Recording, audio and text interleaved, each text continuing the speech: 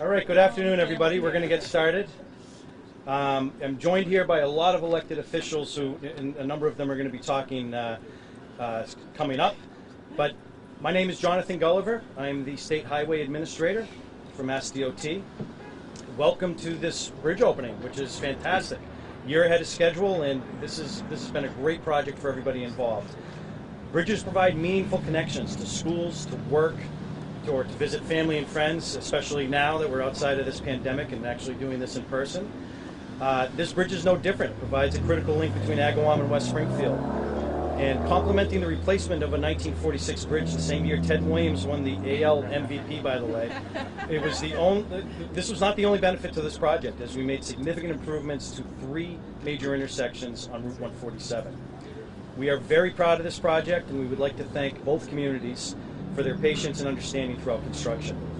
The many businesses and residents that were impacted now have new sidewalk networks and, again, much safer intersections and a beautiful modern bridge to enjoy. Our first speaker is a former member of her local select board, and she brings this viewpoint of government, and it's never left her. Over the past 7 years, she has visited all 351 cities and towns in Massachusetts and did what a lot of people cannot. She's listened. And by the way, I know came from Adams this morning, and going off to Quincy this afternoon, so very well traveled, one side of the state to the other pretty much today. From these conversations, she identifies problems and works on solutions, and this project is a prime example. Nobody is a bigger advocate for the communities of the Commonwealth, and she pushes us every day to be the best partners we can to communities across the state. Please welcome Lieutenant Governor Karen Polito. Thank you very much, Jonathan. And it's really terrific to be here in person. This would be a very difficult event to do on Zoom. And not that we want to go back to that format for sure. Yes, you can tell that the governor and I are very excited to get out and about and visit our communities again and celebrate your accomplishments. Let me just first start by saying thank you to Mayor Sapelli and Mayor Reichelt for your leadership over the past 16 months. We've been in a lot of communication on COVID-related matters, but never losing sight of the other important economic pressures that came as a result of COVID that were important to your constituency as well. We could not have done our job without having a really strong relationship with you and trusted relationship to be able to get the job done. And I just want to thank you for your guidance, your support, and helping us do our jobs even better. We got through a very, very challenging time. I wish to thank everyone here for your hard work over the course of the past year and a half. Everyone had a sacrifice to make. Everyone did their part. And we're now at this point where 4.1 million people are fully vaccinated in the Commonwealth. We have the highest percentage of people vaccinated compared to other states our size. And that vaccination literally helps people feel confident and comfortable getting back out into the community, visiting your businesses, and getting back to the lifestyle that we are accustomed to and love so very much. So thank you very, very much on that score. This was one of those projects that I heard from this duo a lot about over the course of this past year, and in part because obviously you live here, so you're seeing what's happening, but also because they were very concerned on top of the COVID pressures that the business community was experiencing. The pressures of a major construction project like this also had an impact. And I heard from you a number of times about Rockies, heard from the Chamber of Commerce, obviously the Big E and everything that represents, and also at the same time, the future opportunities a little bit further up the way and new uses, obviously under development now at the other corner. And these were top of mind for you, and the urgency around getting this project done was not lost on me, and therefore it was not lost on Jonathan Gulliver or Peter Kavicki of District 2 and all the good work that Peter and your team does locally. So I want to say thank you for doing that.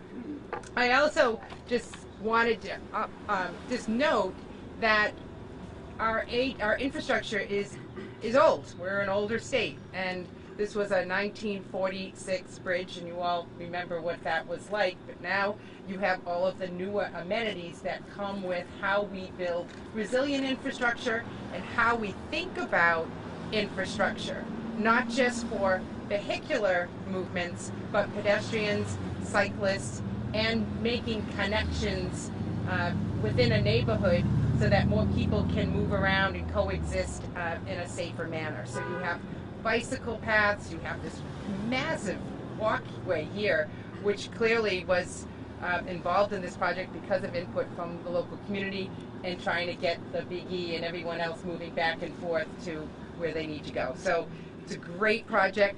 They don't all look like this.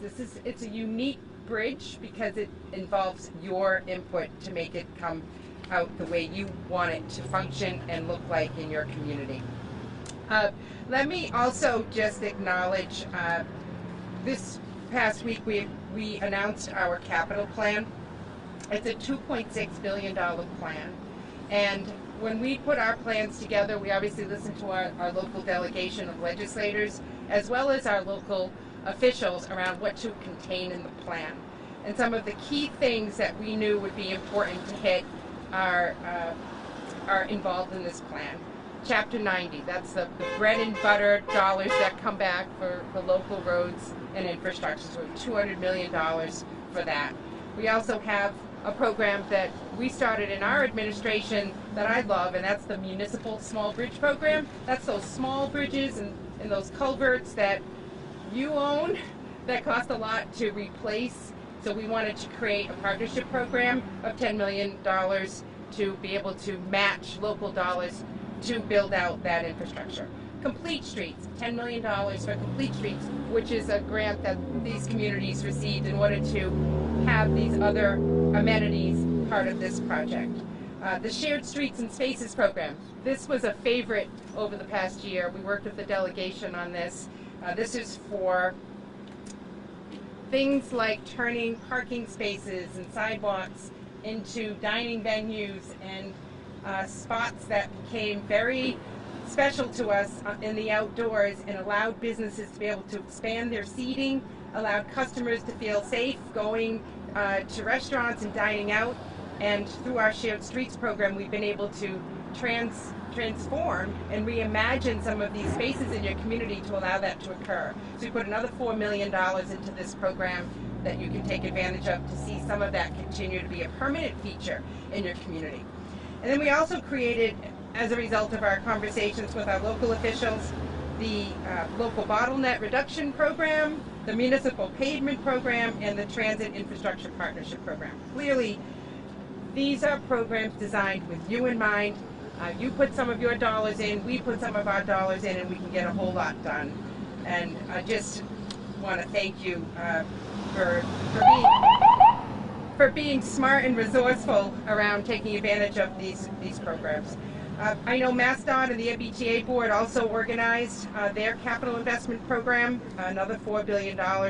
And I think since 2015, you've been spending about $9 billion, Jonathan, on the roads and bridges of our Commonwealth. So infrastructure is important, right? We can't take it for granted. We need to maintain it. We need to continue to invest and bring in the most innovative elements so that it lasts for a long time into the future and it functions the way a community imagines it to. So this is one of those projects, and I just wanted to take a moment to come here to say thank you.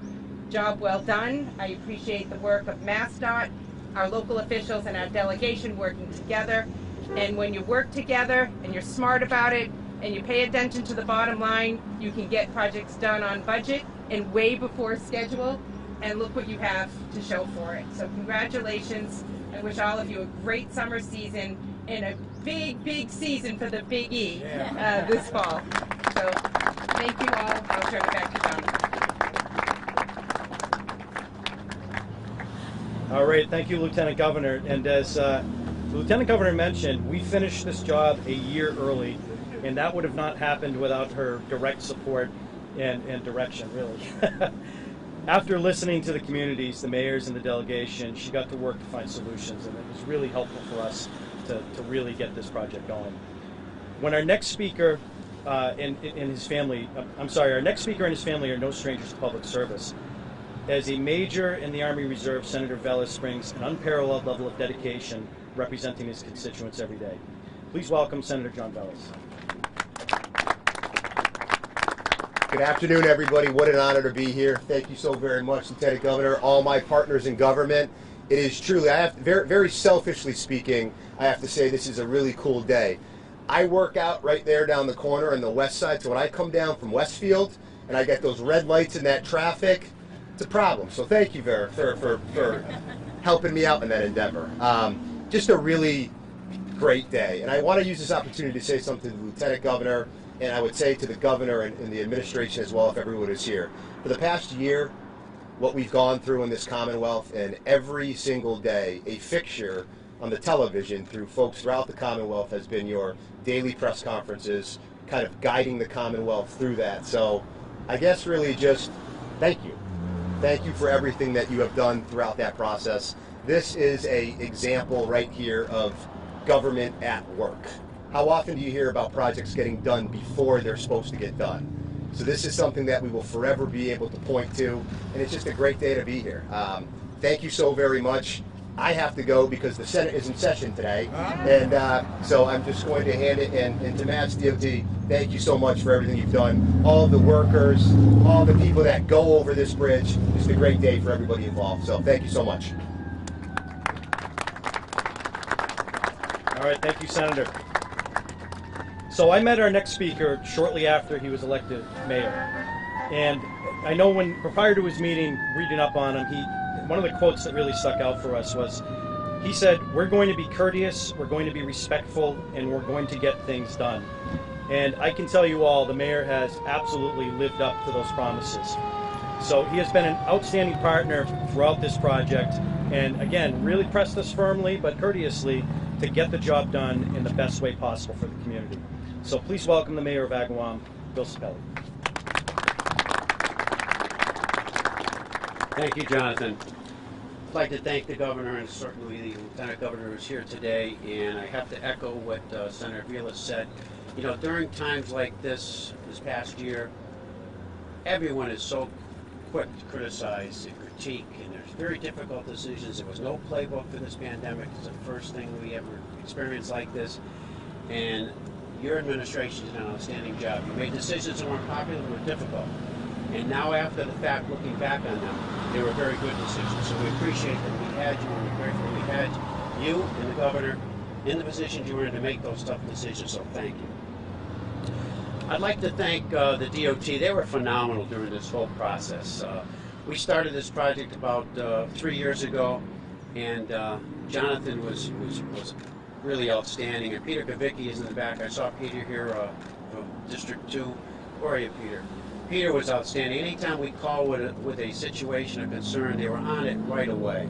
The fact that the Governor, Lieutenant Governor, did sit down with us and with Northern Construction to listen to us when we told them what a great need it was to expedite this process if we could.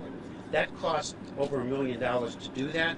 The incentive money, they pushed for it, our reps pushed for it, and we were grateful that they did, and the Northern and the administration worked out a contract, and that's why we're done a year early, because with that money they were able to work nights and weekends, which not only expedited the project but made it safer when they're working off hours. So everything worked out extremely well.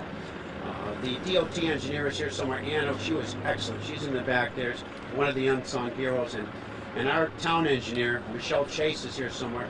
I know they worked in concert and did an awful lot of work that they don't get as much credit for as they deserve, but it was an outstanding project.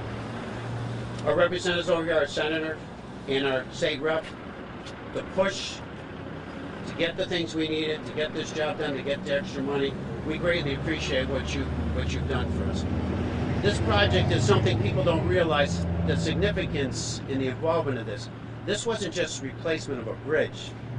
This was a rebuild.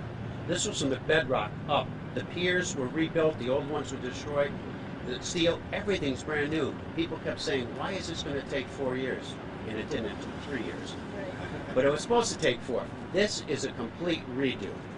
with high pressure gas lines, sewer, electrical, the utilities through here. It's just amazing. But I want to seriously thank the DOT and the Governor's Office for a job well done. We also have, I know, Liz Quigley, who's representing Congressman Neal today. Thank you for your support and your help and your being here today. We have several of our town councilors and a school committee member here as well. Thank you for your continued support. Thank you very much.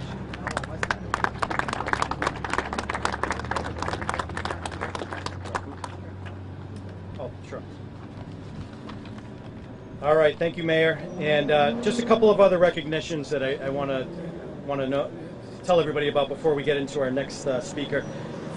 First off, Rep. Baldigy, who couldn't be here today, is again somebody who's been very pressing on getting these projects done for us. And I also want to point out, I saw Jose Delgado here. Jose, he's, for those of you who don't know him, he's the Western Mass Director of the Governor's Office. Does a tremendous job and is a real conduit between all the agencies and the communities in Western Mass. So next up, our next speaker, what's better than one mayor but two? And using his experience at various levels and departments of municipal government, he brings a unique perspective to the mayor's office. From housing to economic development to city solicitor, he understands the importance of this project and the urgency to complete it as soon as possible. Please welcome the mayor of West Springfield, Bill Reichelt. Thank you all for joining us. Everyone obviously is very happy this is done early. And this is really an example. Mayor Spelling and I have talked about this actually the other day at the chamber and endlessly over the past few years, because businesses were rightfully concerned about what was going to happen. And the public, as Mayor Spelling mentioned, didn't understand why we just can't float one up the river and replace it. And I got exhausted trying to explain why we can't do that. But this is really an example of government working in that DOT, the Lieutenant Governor, the Governor, everyone was very responsive. If you're from West Springfield or from Agawam, you know if you cross over on Front Street, CSX routinely blocks the crossing for upwards of an hour and doesn't really care. And when we talked to DOT about that, they were like, well, we'll put cameras in, we'll put rapid flashing beacons in to remind everyone that the train is there and you can go a different way. And that has really solved a lot of the problems. I mean, that's not going to solve all the problems, but it solved a lot of the problems, and the public was very happy. And now that this awesome bridge is open and the intersections, as Jonathan mentioned, are improved as well, you don't really need to go that way anymore. So the two communities, as we all know, are very interlinked.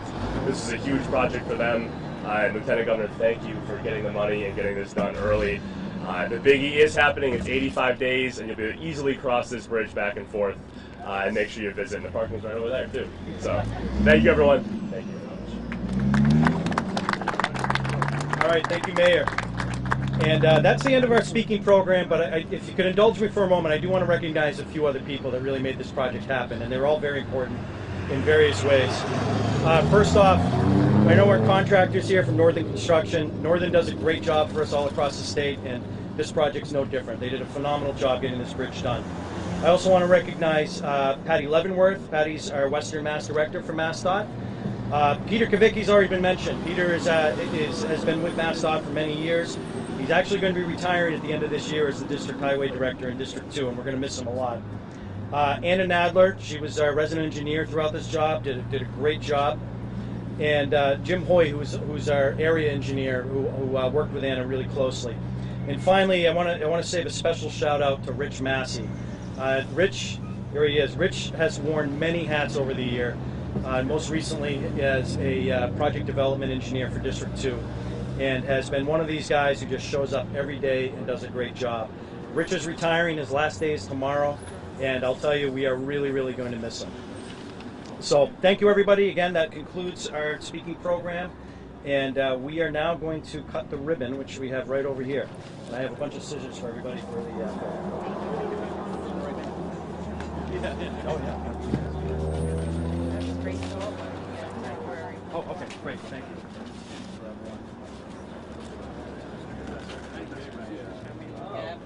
We'll make sure we have everybody. We got a couple extras too. There we go. Yeah, right.